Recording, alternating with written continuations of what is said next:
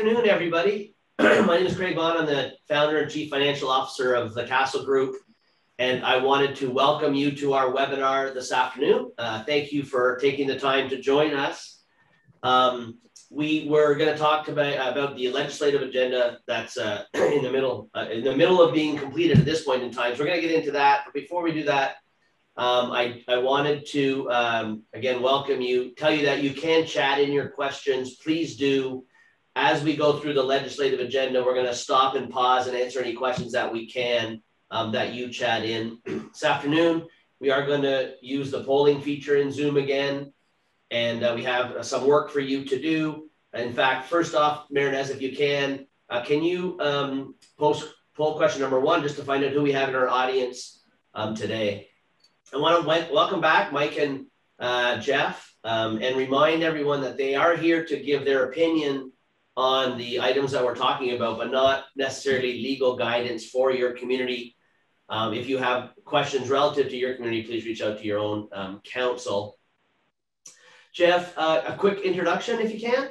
Sure. I think everybody knows who we are by this time, but we have a couple changes to the bio, so it's not exactly the same every time. As you know, K. Bender Rembaum is dedicated and specializes in representation of Florida's community associations, on occasion owner claims, and developers who build the association. So we're in a unique perspective to know both sides of the aisle. We used to say we're comprised of 19 lawyers, but I'm pleased to say we are now comprised of 20 lawyers, 9 of whom are board certified. Offices, of course, in Broward County, Palm Beach County, Hillsborough County, Miami-Dade by appointment. My partner, Michael Bender, is the illustrative chair of the CAI Legislative Alliance, and we're going to be hearing a lot from Michael and his hard work with that committee very, very soon. I publish Rembaum's Association Roundup on a regular basis. My partner, Robert, publishes Legal Morsels on a regular basis. Robert K. is on the radio once per month on 1470 AM, 95.3 FM. Peter Mullengarden is on every Monday morning out of the St. Lucie area, the Stewart area on 1450 AM. We have lots of webinars, lots of seminars. We invite everybody and anybody to attend. It's our pleasure to try to give back and make everybody better, more informed board members. Jeff, thanks. Michael, Jeff did mention, and you are uniquely qualified to talk about the legislative part of our session today. So can you, one, introduce yourself? Again, I think most people know you, but also talk about why you're uniquely qualified. Sure. I don't uniquely qualified is very flattering. But good afternoon, everybody. Craig, Jeff, good to see you guys. After I had to skip a month due to a conflict, so it's good to be back. Thank you, everybody, for joining us. Having an hour of good information for you. Hopefully, you'll walk away with some good intel. I'm Mike Bender. As you know, to Craig's point, I have the honor and the pleasure of being a member of the CAI Southeast Florida Chapter's Board of Directors, and I have been for about 20 years. And the last 12 years or so, I've been a member of the CAI Florida Legislative Alliance, or Legislative Action Committee is really what it's known as. And the Legislative Action Committee is made up of delegates from each of the 8 chapters throughout the state of Florida. And there are 8 chapters. The Southeast Florida chapter governs Broward, Miami-Dade, Monroe. Gold Coast chapter is Palm Beach County. And then there are other chapters, Suncoast and then North Florida. And each of these chapters send delegates to this committee. So we are a cross-section of the entire state. We're also made up of industry leaders from all aspects, including homeowner volunteers, management company leaders, attorneys, insurance agents, bankers, CPAs, and we run the gamut. So it truly is an organization that is the cross-reference of all industry aspects as well as the state. And in that capacity, we have a lobbyist that we work with, Travis Moore, who's fantastic and helps us in Tallahassee on working to promote good community association legislation and do our very best defense in fighting off, or at least watering down, minimizing the negative impact on legislation that would not be as positive to associations. And I have served as the chair of that Legislative Action Committee since 2018. And been actively involved. This year, we virtually visited Tallahassee. We met with about 20 different legislators via Zoom. But in prior years, we have the pleasure of going up and walking the halls and sitting in with 20, 30, 40 legislators over a 2-3 day period. And it's great. It really is something that we found the CAI FLA has become the go-to to legislators on community association legislation, along with a few other groups. But I do think it's been very helpful to us as an industry to have our input. And a little later on, we'll talk about how everybody else who wants to get involved can get involved. Awesome, Michael. Thank you. And thank you for what you do for us as an industry. We certainly appreciate it. Ness, let's find out who's in the audience. And it's about the same as 2/3 condo, 1/3 HOAs. So I know we're going to talk about how the legislation affects both these groups. So about normal, I think it's a pretty consistent group we're seeing now that are listening in on us. So Mayor Ness, thank you very much. Before we get into the legislative agenda stuff, I did want to just touch on a couple of things. Number one, the emergency order. The state of emergency declaration is set to expire on April 27th now, 2 short weeks away. Our last webinar, we asked participants whether they thought we would have the final extension last time. So Ness, let's post poll question number 2 and just see what our audience thinks is going to happen with respect to the state of emergency. And while you're answering that question out there, I will remind you, last time we thought 32% of people thought this would be the final extension. So April 27th would be the end of the emergency declaration. 50% said no, and 18% didn't know. So now we're forcing you into a decision. It's a yes or no. So and you can only beat yourself. So it's a great it's a great test. So Mayor Ness, can you? I see there's still a few coming in. So while we're doing that, I also just want to get on to the next thing, which is just a check-in on amenities. We've got a lot of feedback from you guys that you just like to know what's going on in your neighboring community. So we want to do that. We're going to check in on some COVID-related changes in your amenity use. But let's see, Mayor Ness, what people think with respect to the emergency order. If you can post that, 37%. Wow. That it will. He will again extend the emergency order, but wow, 63% think we're at the end of the road. Interesting. What do you guys think? Jeff? Mike? Well, all right, that's fine. I'll tell you, I will say, I don't know if it's think as much as hope. Listen, they post the numbers every day in the Sun Sentinel, and based on the number of cases that still go, 2 days ago we had the lowest number, and then yesterday we had the very highest number. I hope he extends it again. I think he will. I tend to agree with Mike. I go back and forth on a daily basis, but they've just recalled one of the vaccines, right? The Johnson vaccine. We are not at herd immunity yet. There's lots of repercussions and lots of fallout still going on because of Corona. So I kind of agree with Mike that there'll be one more extension. And Craig, the other thing I'd add to that is, even with the emergency order in place, as you can see, our governor has not allowed that to deter him from ensuring, in his own opinion, the way the state needs to run. No mask mandate. We obviously will talk about. We did get this COVID liability bill in an effort to open the economics of Florida. He's not. No vaccine passes, things like that. So I think he extends the emergency order because he's still able to control what he wants to control. That's exactly what my feeling is. Yes, there's some restrictions, but he's basically running his own rules, and so there's no downside really at this point having the emergency order extended. So I'm with you guys. So we'll see. We've not been right all the time, but actually I'm keeping track. I've been right all the time. You guys are lost. But I'm gonna say, when have we been wrong? Several webinars back. Okay, let's check in on amenity usage if we can. Ness, can you go to poll question number 3? With respect to your pool, gym, and clubhouse, we want to know where you're at. Are you open or not? While we look at that, the last time we checked, which was a month ago, guys, 85% of pools were open, and I think we are noticing in our world, most outdoor amenities are starting to open again. 46% of gyms and 20% of common areas, clubhouses. So let's see where we are. Mayor Ness, can you post those results? I know it's a little quick, but I want to go through them. We have a good group in here. Wow. So it's 94% of pools. So really, we're almost back to normal with respect to pools. We'll talk about use restrictions in a minute on pools, but almost everything open. Gym's about half. I can't see the clubhouse numbers, Meredith. Can you open 36%. 36%. 36%, yes. Okay, so that's up as well. That's up from 27%. So you start to get a feel for things loosening up a little bit, I think, guys. And I'm following the same stats Michael does. I celebrated when I think I saw 1,000 new cases on Monday and then 9,000 yesterday. So I don't know how they count up there, but I don't either. It just seems like large swings. Okay, so we're seeing the amenities starting to open. I do also want to ask our audience, poll question number 4.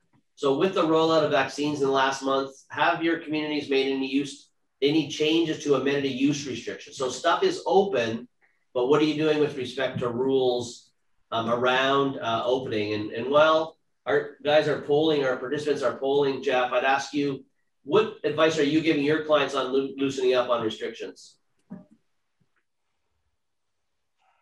To be in touch with the membership of the community, and at the same time still remember there is an obligation to exercise reasonable business judgment in looking at what can be open. And we have to look at what the obligations are of the association in the reopening, and can we accomplish. There's, for example, I can only speak to Palm Beach County, where we still have our face mask order in place, and still social distance guidelines from the CDC, as well as enhanced cleaning and disinfecting protocols. Now, it's interesting. It doesn't say in the CDC guidance that you must do what our guidance says. What the guidance says is enhanced cleaning, disinfecting protocols, such as the guidelines issued by the CDC. And what you want to be able to do as you open your amenities is make sure that you are in a position as an association to prove that you are, in fact, creating opportunity for social distancing, and that you are doing some type of enhanced cleaning and disinfecting protocols in place, even if it's a matter of putting out the sanitizer, reminding the members to clean the chairs before use, after use. Maybe it's an extra cleaning once a day, but whatever it is. And the reason why this could be important is it tags into other legislation that we'll talk about later in today's webinar, dealing with immunity from COVID-related claims. And if you can show those things, and those claims, as you'll learn later, are going to be very hard for a plaintiff to bring without the case being dismissed, so long as you can show that you did use a good faith effort to comply with social distancing and enhanced cleaning protocols and such. So we'll come back into that. But that's sort of the, the short version of what I might say. Right. Short. Short, yeah. Mike, anything to add there before we move on? I just ditto. Yeah. Okay. I mean, essentially that, and Jeff, very, very exactly what I was going to say was what he ended with, and we'll get more into the COVID relief bill in a moment, but that's really what and we'll reiterate the importance of ensuring you are following guidelines. Right. Okay, let's post, Meredith, can you post the results? Because it is interesting. Guys, 25% of communities that are represented on our webinar have reduced use restrictions. So I think that's higher than what I would have thought, actually. But again, I think it speaks to the whole, I think mental opening up of the community. So and it makes me wonder, where were they before and what did they decrease? Well, that's although there is a question here, and I'd be interested in your thoughts. Pools are open. We've seen a lot of pools open to residents. Maybe they're now allowing guests by way of example, and that, you can allow guests, and maybe that's the type of use restriction that we're seeing. That is correct, right? Yes, that would be the increase, though. I wonder, like you said, 25% said they decreased use restrictions. I'm wondering what they did that they now went backward on. No, I think decrease means they allowed more use. Oh, am I reading it wrong? Yeah, I think so. You're right. Oh, well, okay. Then I'm surprised that 8% increased use restrictions. I'm wondering what they did. Well, that's the real question. Maybe they had case. So, if of the 14 that did respond, the 8%, if you can chime in writing and let us know a little more detail, maybe we'll have some time to get to that for today. Yeah, good call. Okay, let's move on to the main portion of our session today, which is the 2021 legislative agenda. I understand we're 7 weeks into the 9-week program, so we have a couple more weeks remaining. Michael's going to comment, but nothing's law at this point in time, although there's one, I guess. But what I wanted to go is go through the process, where everything is. I'll play the inquisitive board member. You guys play the attorneys, and we'll have you walk through what's going on. Let's take the opportunity, Michael and Jeff, to pause after each kind of main item. We'll look for questions coming in from the audience that we can answer specifically, and then we'll move on. Craig, for the purpose of this segment, I'm going to rename our webinar the Michael Bender Show. Michael Bender Show. That is perfect. Not quite. So, Michael, but I'll take it. Take it away. Let's start with the liability limits for COVID. Yeah. So you want to jump in? Okay. Well, first of all, I do want to just clarify. Craig is correct that the majority of what our discussion will be, bills have not yet haven't gone to the governor. They haven't been signed. They haven't even gone to both House and Senate floors, except this first bill. This first one we're talking about now is actually law. It was Senate bill. It was House Bill 7, Senate Bill 72, and this is your relief from liability for COVID-19 related claims. It is now law. It was one of the sessions started in March. It ends April 30th. Most of the time, bills go to the floor the last week or two, then they get approved, they mirror each other, they go to the governor. This one went through as quickly as just about any other bill ever has. It's on the books. And it provides protections from claims for damages, injuries, or death from COVID related. And I just want to take 1 second to explain what happened here. Governor DeSantis created a task force called Reset, and it was to help reopen Florida's economy.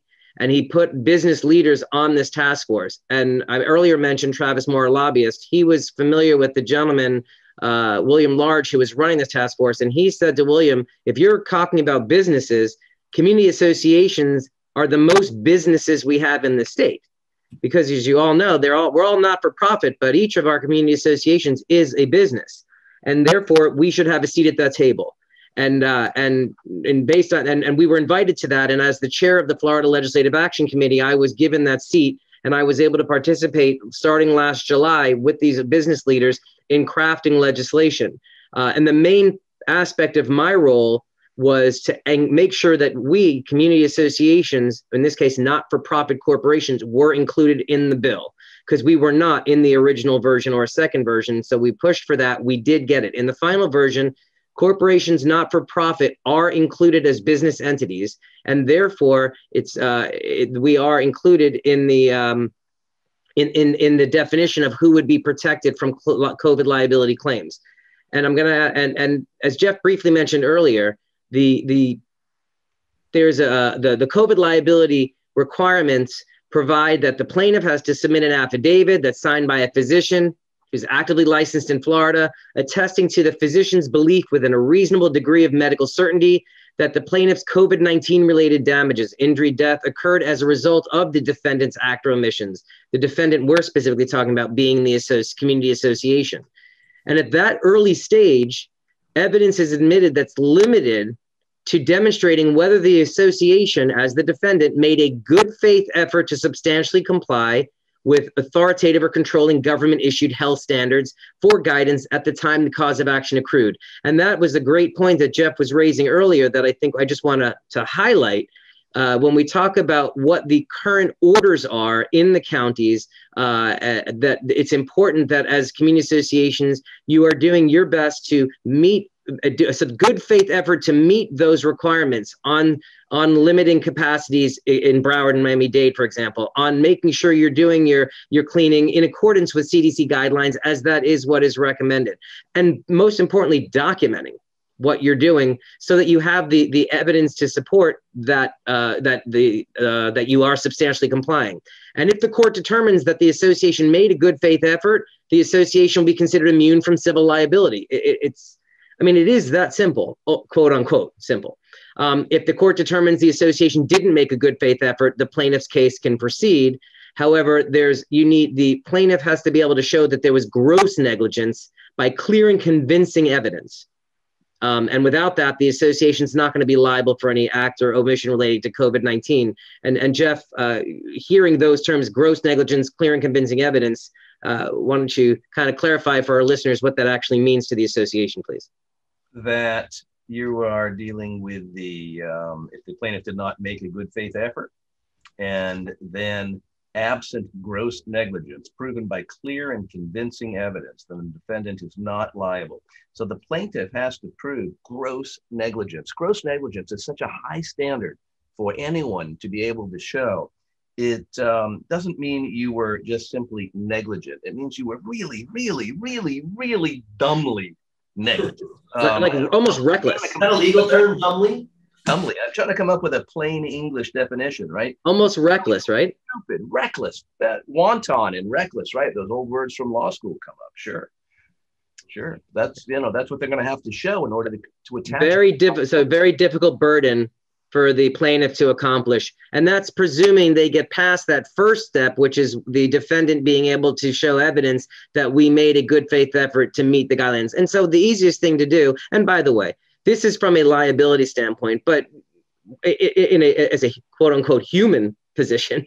I mean, as board members, if you're opening up your amenities, obviously, I'm sure you want to make sure you keep everybody as safe as possible. And so you're following these guidelines. These are the calls, the emails, the questions we get on here over the past year. And everybody seems to be doing a very good job of trying to balance the opening of the amenities with keeping things in check. So just keep doing that. Mike, give you an example of grossly negligent. The community association decides to reopen its pool. It decides to not just put back the furniture, but put back extra new furniture they got so they can house even more people at the pool. They've removed all of the signs asking people to wipe things down. They removed the sanitizer stations. Now we're getting into gross negligence. Yeah, I think that's a very good example. That may be beyond gross negligence. Yeah. But gross negligence, or where you have you're allowing pool parties with the pool being packed like it's spring break in Fort Lauderdale, and board members are there partying along. There I think you might find an idea where, hey, that was that's beyond normal negligence. Those are dumbly things. We have a couple of questions on this issue, and I think they're good ones and they're relevant. There's a question: how does the enforcement of mask and social distance relate to liability? I think you just said it.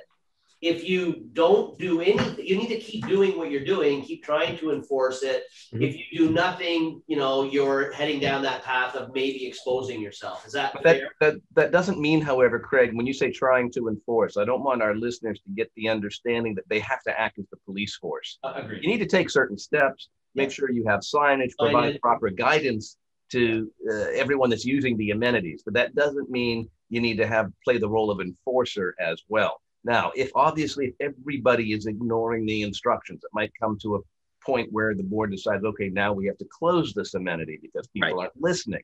But it doesn't mean you need to do direct one-on-one confrontation either if people are ignoring.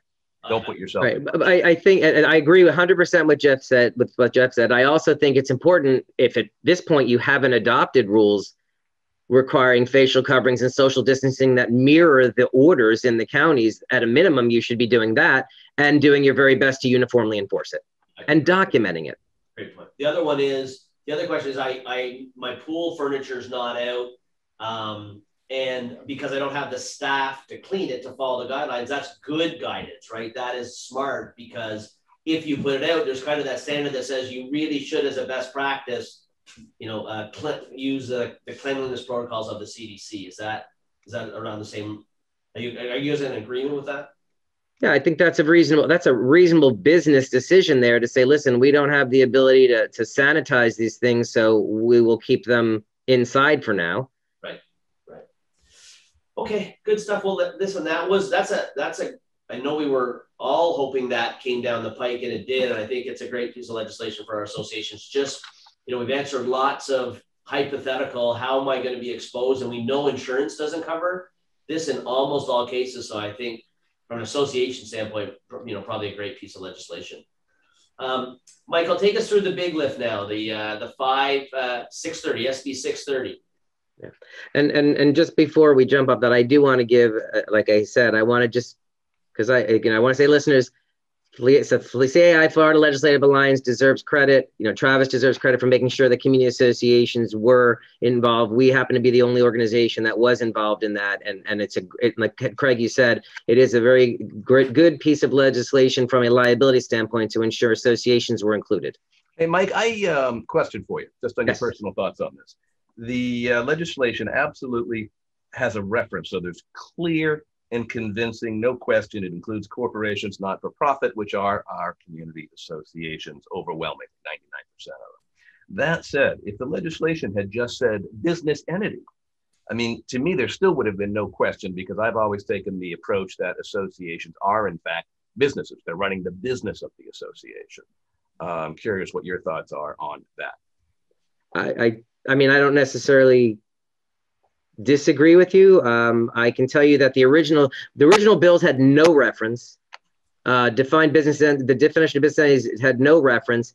Then we actually had specific language to community associations, and ultimately they removed that because they felt, why only specifically reference community associations and not other specific industries? And the compromise was, let's make sure it includes not-for-profit. Again, I'd rather have legislation be more clear than less. What, to your point, Jeff, if there are even people on the other side who are suggesting, well, I don't know if it includes business entities, then we're at a situation where there's a debate, and that leads to ambiguity. And anytime you have legislation, or in fact, when you're amending your governing documents, people, same thing, you're trying to do there is be clear, not offer vagueness or ambiguity. And that's what so when you put not-for-profit, I don't think there's any debate that the community associations that are not-for-profit, like you said, 99% or more, apply. So, Michael, before you move on, we did ask everybody to comment on the types of restrictions they were changing, and there's some great feedback.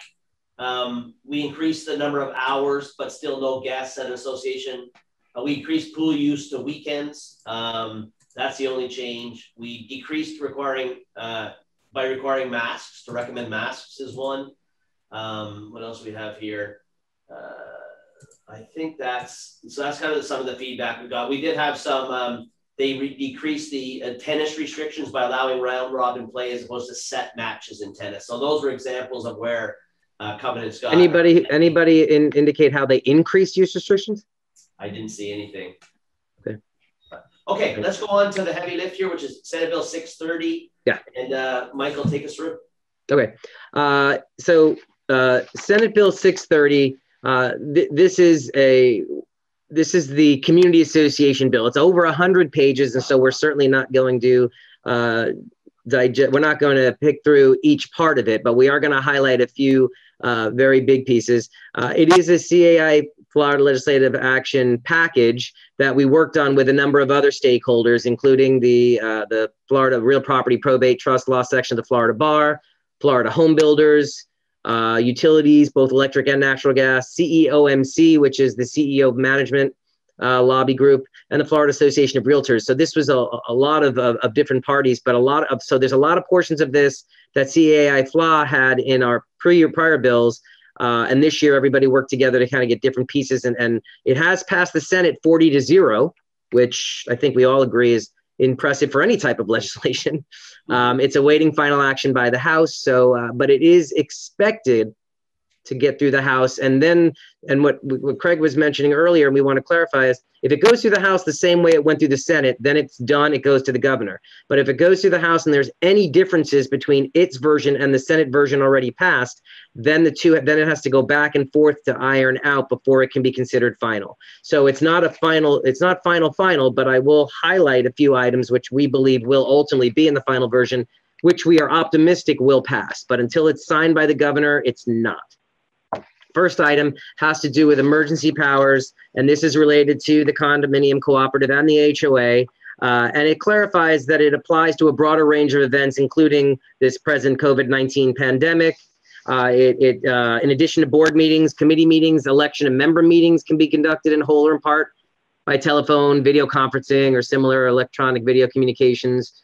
Associations can implement a disaster plan or emergency plan before, during, or following the event the state of emergency is declared. Associations can rely on advice from public health officials to determine whether the association property can be safely inhabited, accessed, or occupied. And in addition to taking action to mitigate further damages, it clarifies that the board can take action to mitigate further injury or contagion. Okay, that's obviously directly related to what we've been dealing with. It does clarify that during a state of emergency, the association cannot prohibit owners, guests, agents, or invitees from accessing a unit or common element for the purpose of entering or exiting the unit, and when necessary in connection with the sale, lease, or other transfer of title to a unit, or for the health safety of that person, unless a governmental order or determination or a public health directive from the CDC has been issued that would prohibit access.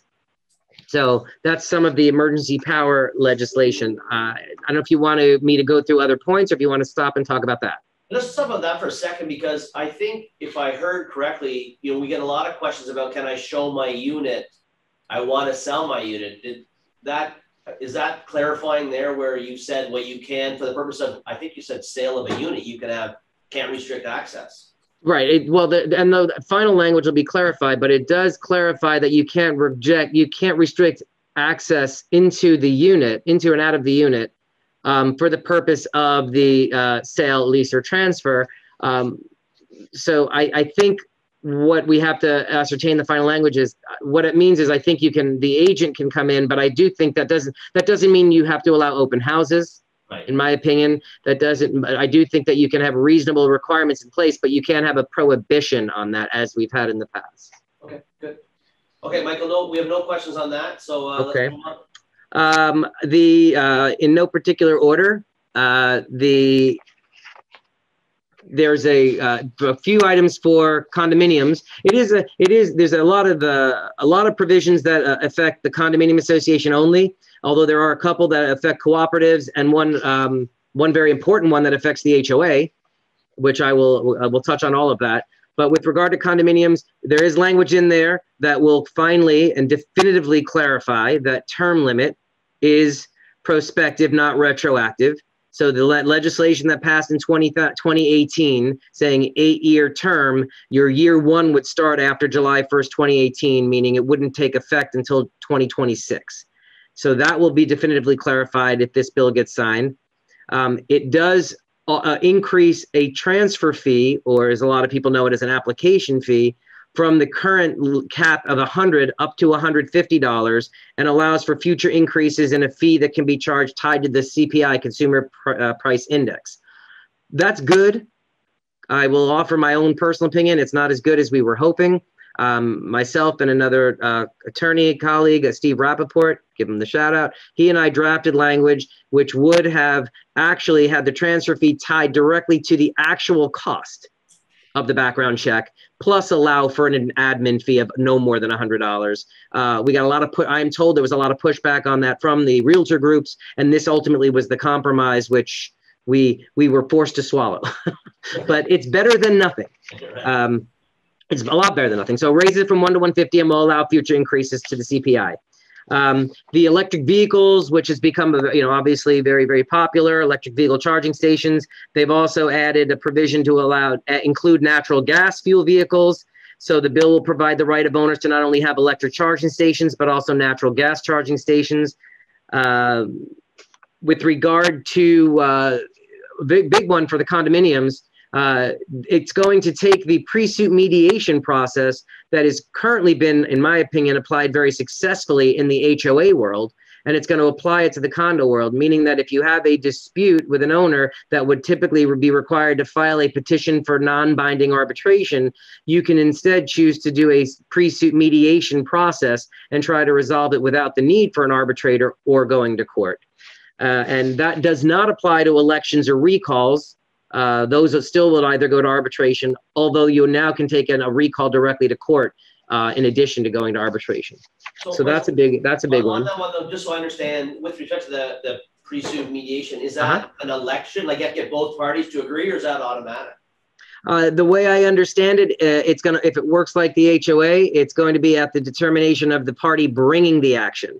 So in the case the association says, hey, we have violations, and you'd send demands, compliance, to comply with 718.1255, or we're going to file arbitration. Now the option would be to file pre-suit mediation instead, sending a letter, and very generally speaking, the letter says to the individual, we're inviting you to mediation. Here's 5 different arbitrators. You have 20 days to confirm which arbitrator you want. And if they fail to do that, fail to respond, or reject it altogether, then the association can go directly to court. You don't have to go to arbitration. Interesting. which in my personal opinion is a better way to go. With most cases. Okay, with regard to the cooperative associations, 2 provisions which they finally put in to help cooperatives catch up to the HOA and the condo. 1, you may not require a member to demonstrate any purpose or state any reason for an official record request. It's the same way it's been in the condo and the HOA world. An owner has the right to inspect the records. They do not have to tell you why they want to. Also, the cooperative board or committee member participating in meeting via telephone or video conference counts toward quorum and may vote as if they're physically present. Again, it's been in the condo and HOA world for years. It's just they kind of bring the cooperatives along a little bit later. For the HOAs, it does clarify that the election materials, ballots, sign. I shouldn't say that. I should say voting materials. Bless you. Ballots, sign-in sheets, voting proxies, and all other papers or records that are related to voting, whether it be election amendments, etc., must be maintained for at least 1 year after the vote or the election. So that clarifies that. It's the same as in the condo and cooperative world. It's 1 year. You must maintain that.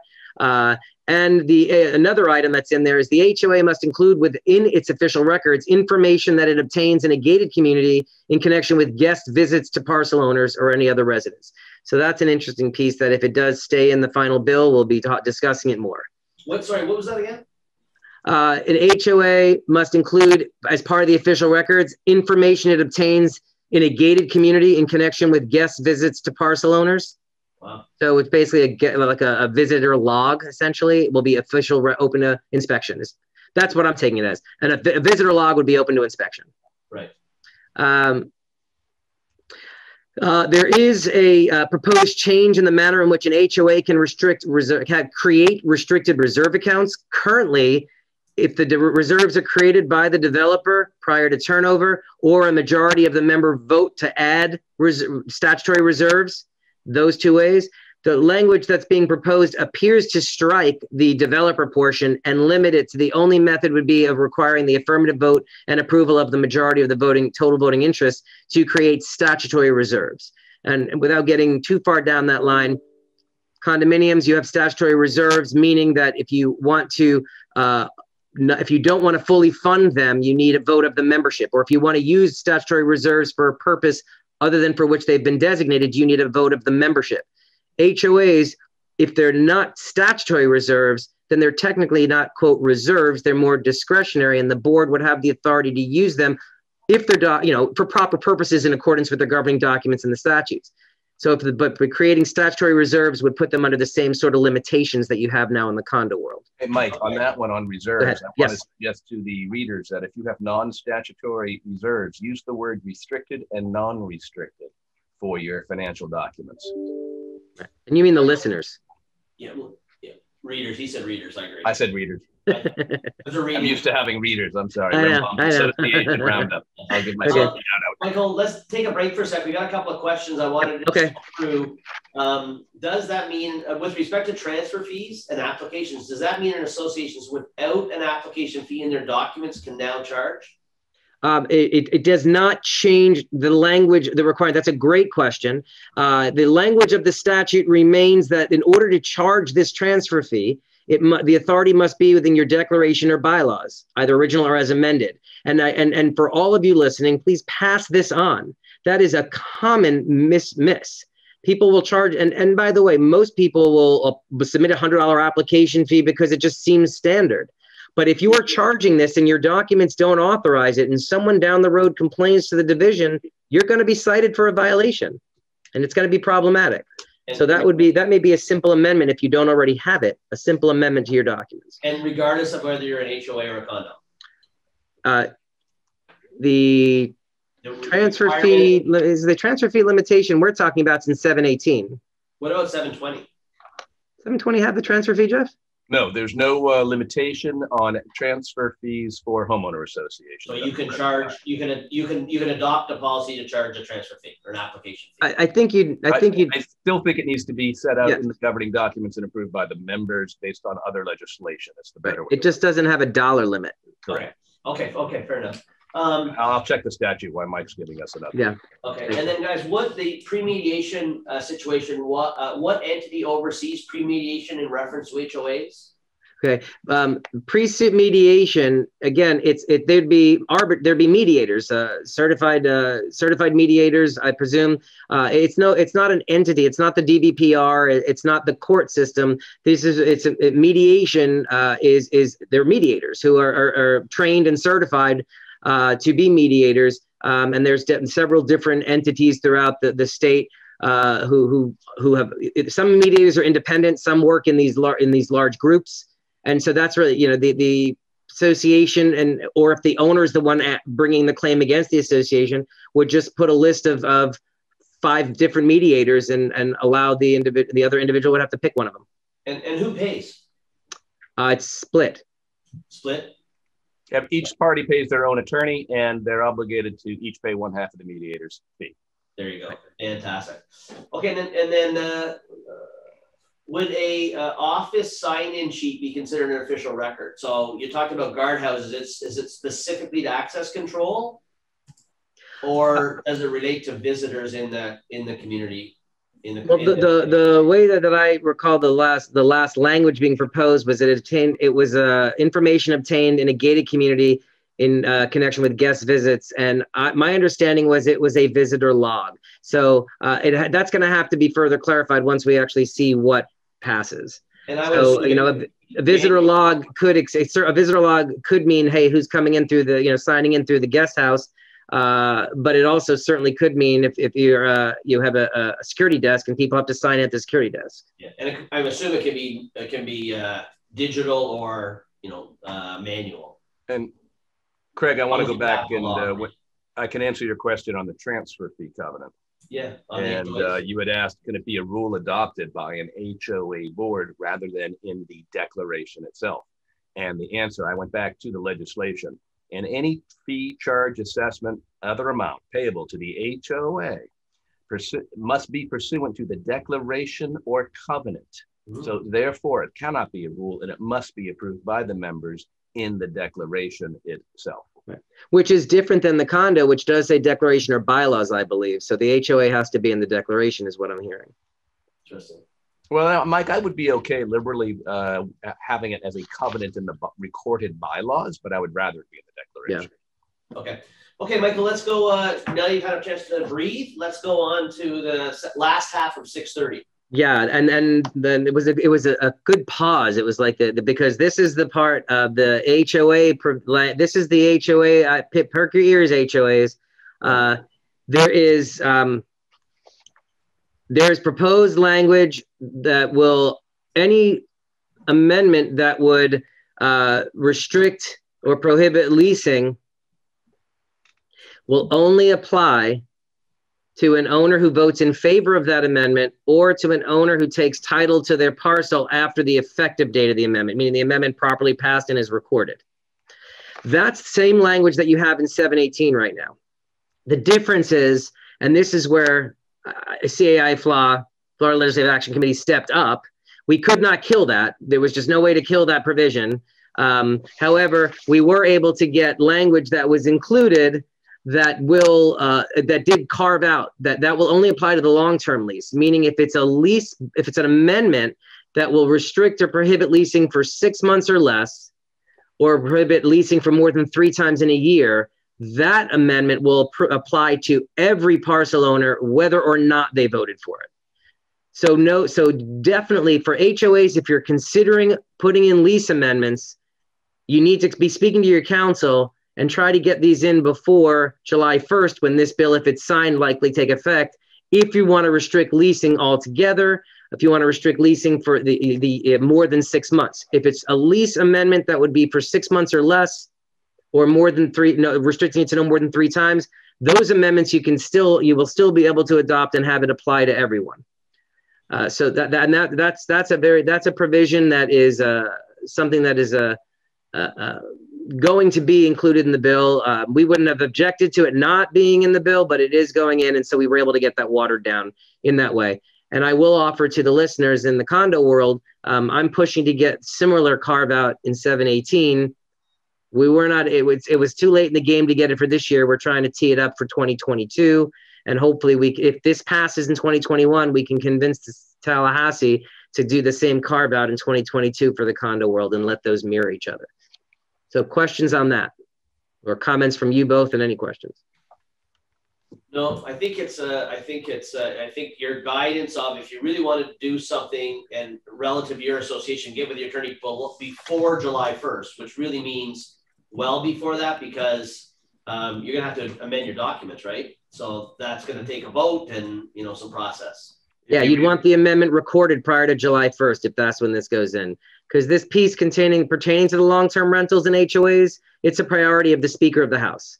And what that means is it's going through. We worked on it to mitigate it, but it's still not something we would have supported outright, but it is what it is. And so I think this is actually a good thing. And if we can somehow get this same carve out in 718 next year, I think that's a home run.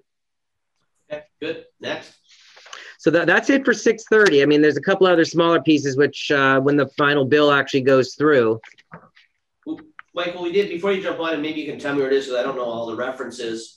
There was a question from one of our listeners regarding rules and regulations no longer being designated as governing documents. Is that, can you go up?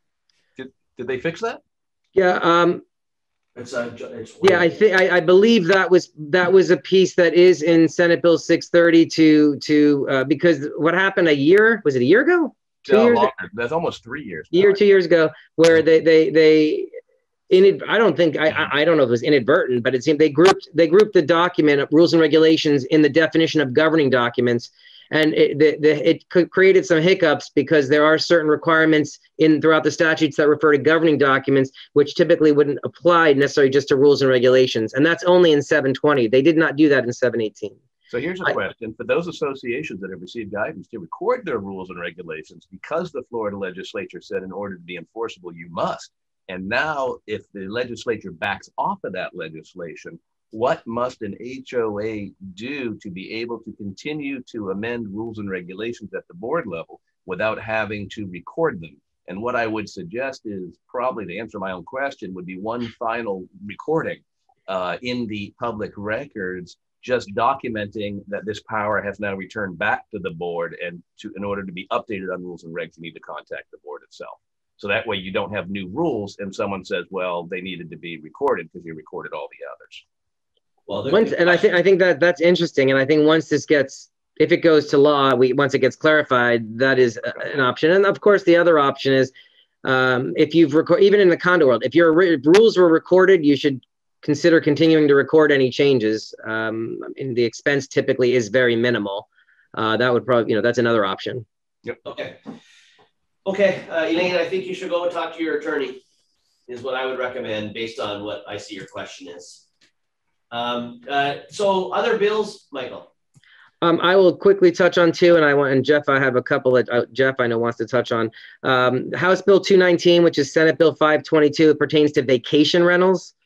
And the House and Senate remain right now at an impasse, which means the legislation likely won't pass. But should it pass, it will allow, it will preclude municipalities, local governments from being able to restrict certain vacation rentals. However, if it passes, we meaning the Florida Legislative Action Committee, worked to include language making it absolutely certain that it will not impact associations' rights to regulate vacation rentals as we see fit. In other words, keep the home rule inside the community association, which is something that we try to preach to Tallahassee all the time.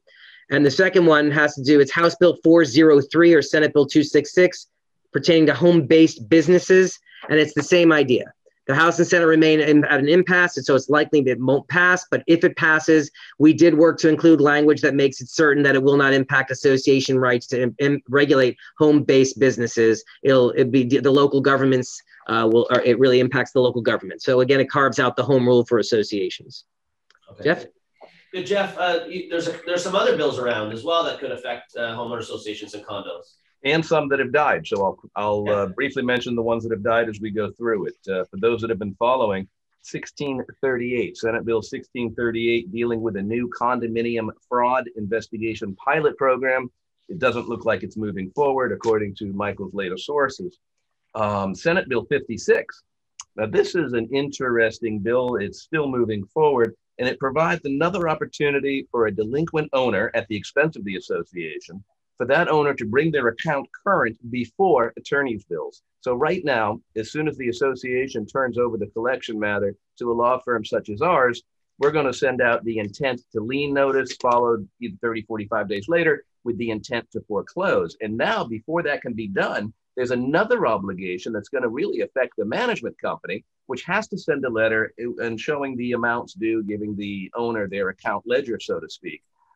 With that in mind, the legislation also says there can be no legal fees attached, interestingly, to that letter. So I don't think the lawyers are going to want to do it because the associations aren't going to want to pay the legal rates for that.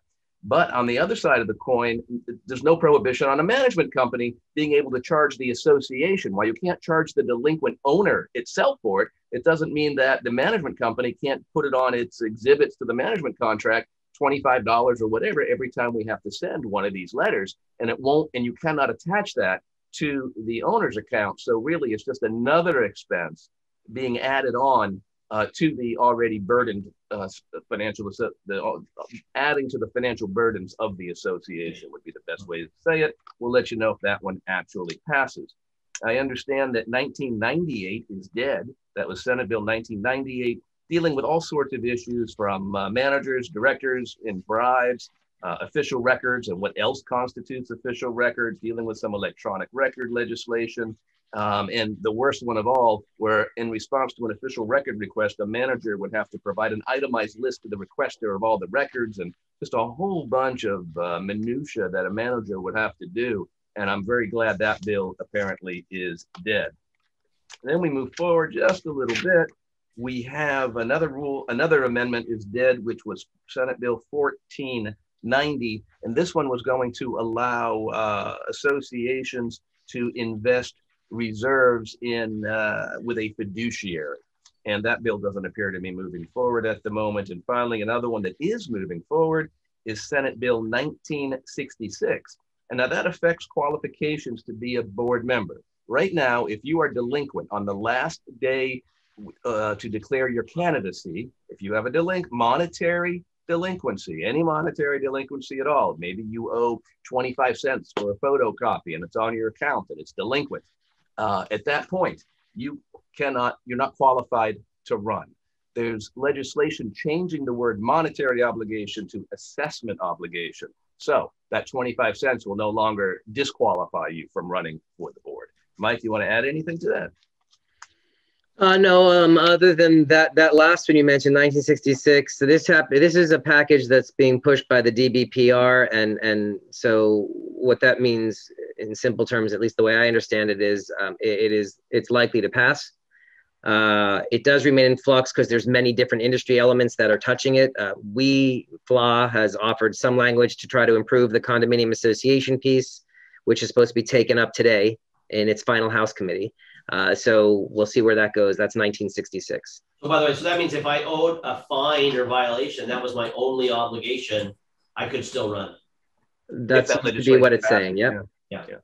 Unless in the HOA world, the fine can become an assessment. Right. And then we also, but this may just be for condos.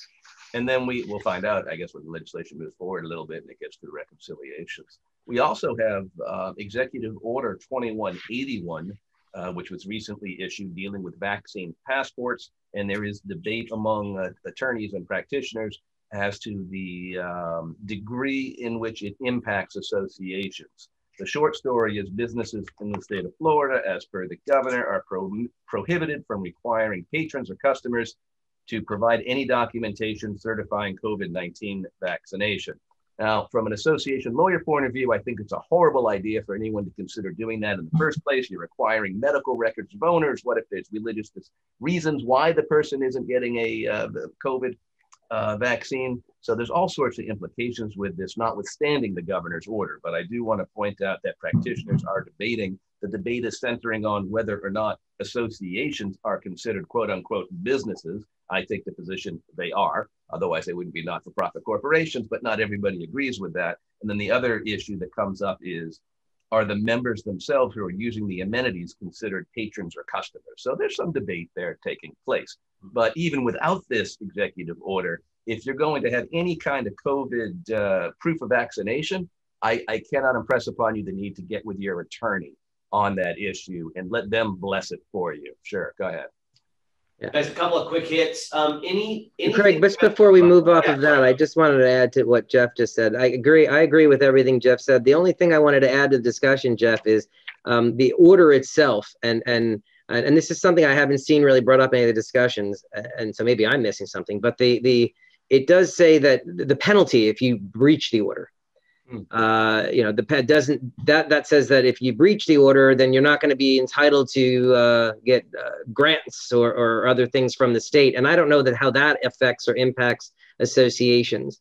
So that's where I say that while an association might be considered a business, while these might be considered patrons, if you will, the actual impact, the penalty, if you will, doesn't seem like it would negatively impact an association. That said, I do agree with the main part of what Jeff said is I think as associations, you have bigger issues if you're trying to enforce a quote unquote vaccination pass, and you absolutely should get with your counsel. Good stuff, guys. Anything on a couple of questions came in, any new legislation affecting the ELSS rules that were adopted last year? And nothing this year on that, no. What about emotional support animals? Nothing on that either. Just the legislation that was passed last year that we really should maybe in a future webinar, maybe we'll take a webinar and really discuss the impact of Florida's service animal legislation and how it affects the federal legislation, and talk more, because there are new guidelines issued by HUD effective just a few months back dealing with service animals, not the emotional support animal, but the true service animal in the residential housing arena. There is a whole host of new guidance that make it far more difficult for associations to really get to the truth. Okay. But it's service animal.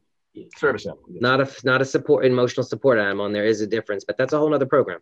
That is a whole other program. And we should probably little teaser. Yeah, Michael.